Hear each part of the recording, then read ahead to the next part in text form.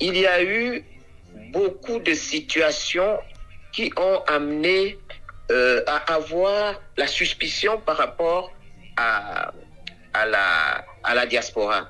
Je vais prendre le cas, par exemple, de la Guinée-Conakry, avec effectivement Sékou Touré. C'est-à-dire que quand cette diaspora est allée dans les pays occidentaux, il y a eu des manipulations de ces États-là qui étaient impliqués dans les politiques chez nous pour former des gens qui, lorsque... qui reviennent mener des coups d'État. Voilà. Donc, ça, il faut qu'on soit sincère dans une discussion et pouvoir comprendre comment les suspicions sont nées, comment... Et ça fait donc une histoire... Donc, concrètement, professeur, les diasporas africaines sont soupçonnées d'être manipulées par leur pays d'accueil, quoi. Exact.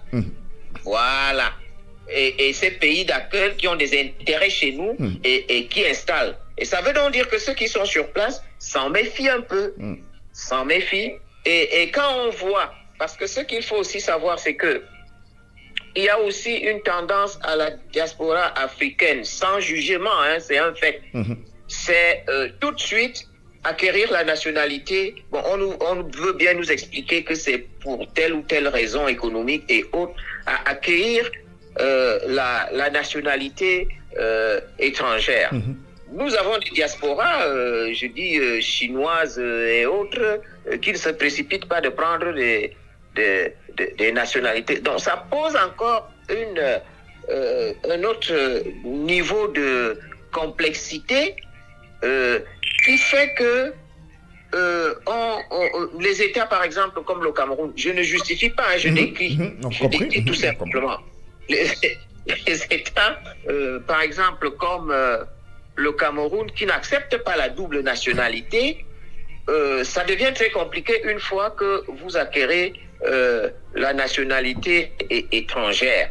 Et je ne sais pas, peut-être que ce qu'il faut voir, c'est travailler, si quelqu'un a une double nationalité, c'est récupérer sa nationalité. Je ne sais pas si c'est possible sur le plan juridique, mais et c'est là que nos États devraient peut-être réfléchir pour intégrer ces enfants-là en réalité quand ils acquièrent des doubles nationalités, même si notre législation ne l'accepte pas, d'avoir une procédure qui peut permettre à ce qu'ils redeviennent, s'ils reviennent ici, des Camerounais sans double nationalité. Encore que ce qui est absurde chez nous au Cameroun, c'est que il y a des cas, quand c'est des bons, des gens très connus, on fermait les yeux sur la double nationalité. Effectivement. Mais quand surtout les riches. Voilà, c'est surtout les riches. Et c'est ça qui n'est pas cohérent. C'est ça qui n'est pas cohérent et qui met beaucoup de soupçons et de doutes sur cette affaire. On s'est dit, on utilise la double nationalité pour régler les comptes à certains et que c'est pas quelque chose de très juste et on ne comprend pas pourquoi cet état de choses. Mais on ne peut pas, si les lois camerounaises n'acceptent pas la double nationalité, c'est une réalité avec laquelle il faut composer.